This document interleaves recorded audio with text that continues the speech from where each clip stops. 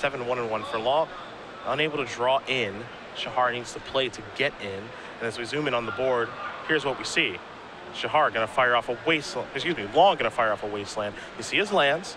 Yeah. He's got 2 copies of Mazavith out there, 2 Groves, a port. He will port a Plains, 3 Mox Diamonds. And there's a Batter Skull token out there, but it's not going to do very much. All right. Yeah, and based on the length of the game here, things are going in Long's favor. You see the prison he has set up, right? He has two Mazaviths right now. So that'll keep away the first 2 attackers that Shahar has. And if Shahar tries to port to tap one of these Mazaviths, well, Long has a port of his own. I guess that doesn't work. So Shahar can maybe port one of them or wasteland one of them. That'll work.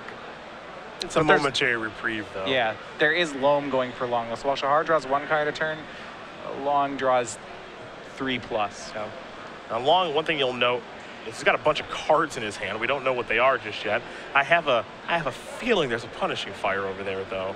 Yeah, there is. It's going to take care of the Stoneforge Mystic. One thing you also see for Shahar is that he had a Rest in Peace in play at one point, but he no longer does, as a Crows and Grip took care of that. So Shenhar's tools have been dispatched, and now Long just gets to do his thing. And this is where lands becomes really hard for a fair deck to beat. Yep. Not only does Shahar need 3 creatures to start attacking, but they all have to have toughness of 3 or more. And that's just to start attacking, not to mention the fact that when Long starts milling, he's going to find some cycle lands in here. He's going to start drawing 3-4 cards a turn. It's a dredge there of the Loam. Crows and Grip, Life in the Loam, and Crop Rotation are the cards that are turned over. Again, Long's got this beautiful Punishing Fire Grove of the Burn Willow engine going, but he also has got the Life in the Loam, get back my Wasteland. Hopefully he finds a cycling land. Maybe Dark Depths work its way into the equation here, but he is very, very far ahead. One thing for lands that's a little bit difficult is it does take a little bit of time to close the game out. Yeah, this deck used to be very slow at closing the game out. You would play something like a Colonnade or a Raging Ravine or an Antuco Monastery or maybe a couple Mishra's Factories. It would put you in a really hard prison lock and then would play 1 man land and then beat you up with it. Back in my day, yeah, I had to do it with Barbarian Ring, which is embarrassing. So you sack it 10 times at them? Yeah, basically. Hopefully they submit before then. That's lovely. I actually really like that kind of thing. Yeah. But now, thanks to Thespian Stage, you can play Thespian Stage in Dark Depths and just hit him with a 20/20. You actually can win 2 games 2 and 3 in the 50-minute time limit if you're so choose to. Pretty fast. That used to be a thing that when you lost game 1, things just got real ugly for you. Yeah. Seeker over the Burn Willows plus Punishing Fire going to go to work on that Germ token, so that's out of here. Shahar does have a 3-mana spell in his hand that he can put through the Vial. It's a copy of Mirror Crusader, but again, Punishing Fire will shoot that down. Going to dredge the Lone Wolf Long, so 3 cards coming. I imagine he's just looking for Dark Depths at this point. Horizon Canopy's not so bad. There's also a port there as well. This is I don't want to say it's my favorite card, but it's definitely near the top of my list as far as all-time favorites go. I love Life in the Loam so much because I like drawing cards, but I don't want blue mana to do it. Life in the Loam is rarely up to fair things. Yeah. It's this interesting card how it has synergy with itself. It mills and then it mills its own targets. Yeah. I've always been a huge, huge fan of this card. Here's a gamble from Long. He's going to search something up, and then he'll have to discard a card at random. Aptly named. Yeah. Gamble on those cards that you oftentimes can't play in Legacy because sometimes you just discard it. You find something and then it goes in your yard. But in a deck like Lands, where you really don't care where your Punishing Fires and Life from the Loams are, Gamble does a pretty good job. What's going to go to the bin? The Dark Depths. Kind of annoying, but in reality, not really. I mean, most cards he gets, he has a way to get them back in his hand.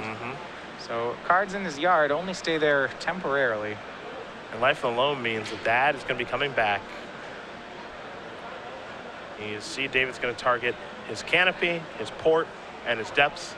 So those are all going to go back to the Grip. And he could be on the verge of making a 20/20 here here in a moment, excuse me.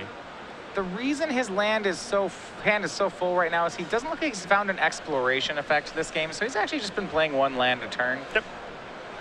So you'd have to assume his hand, because of all the loams he's dredged, is just kind of full of lands. He's playing a fair game. Shahar's going to pick up Batter Skull. And it can be demoralizing to play against lands as your hands really just start to do nothing. You look at his options, you know, these cards don't do anything here. Yeah, I mean, you get to the point, right? And that's the object of a prison deck where what you draw doesn't matter. That's the entire goal of the deck. You're on no outs. I'll kill you at my leisure. And it makes the opponent pretty miserable. Here's a board activation going to shut down the plains. Making so that Shenhar can't cast his Batter Skull this turn.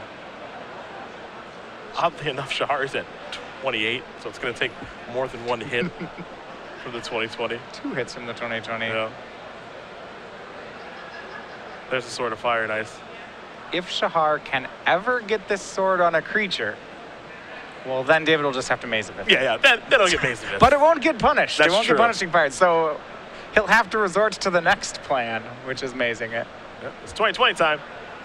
And this is like where you get, right? So would you say, first you say, well, okay, if he gets a sword on a creature and wastelands these Mazeviths, and then you're like, wait, hold on, life from alone. So if he first resolves a Rest in Peace, then gets a sword on a creature, then wastelands the Mazeviths, and this is like why the prison deck can be so frustrating, because the chain you have to go down of what has to happen for me to deal damage just keeps getting bigger and bigger to the point where it's just something that can't happen. Yeah.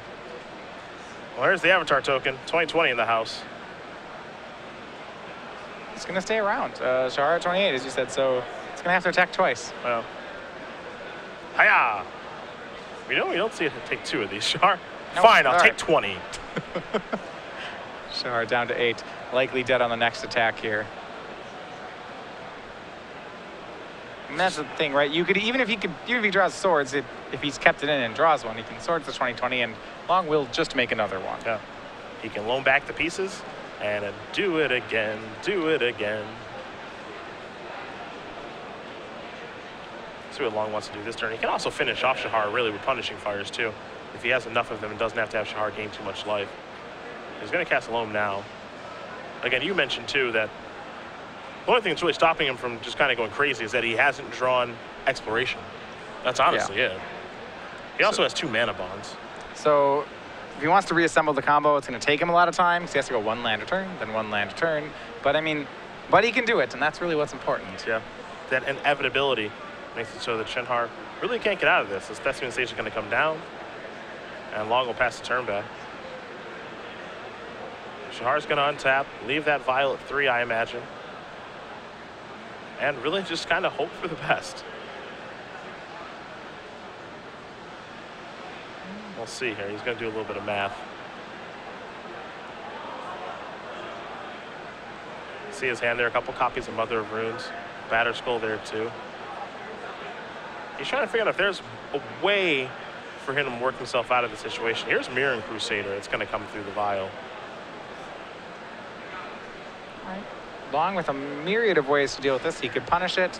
He could maze it. I don't think it's... I mean, that's the point, right? None of Shahar's cards are really a concern for David Long. That's the goal. Yeah. He can consult his hand. Maybe he has an answer, maybe he doesn't. But that's the entire goal here, is that I have a myriad of ways to do that. If you put a creature into play, what do I care?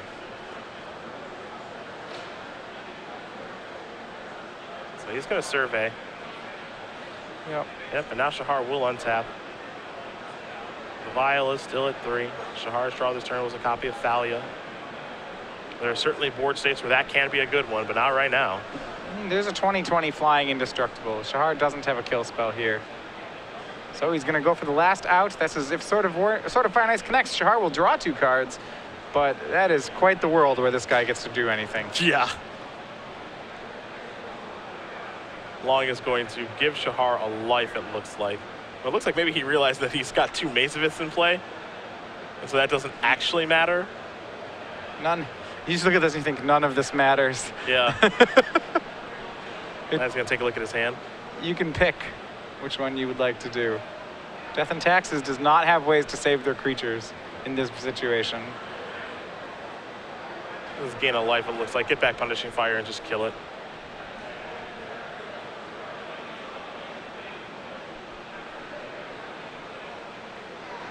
And he gets back 2 Punishing Fires. The second one has since been milled by Loam.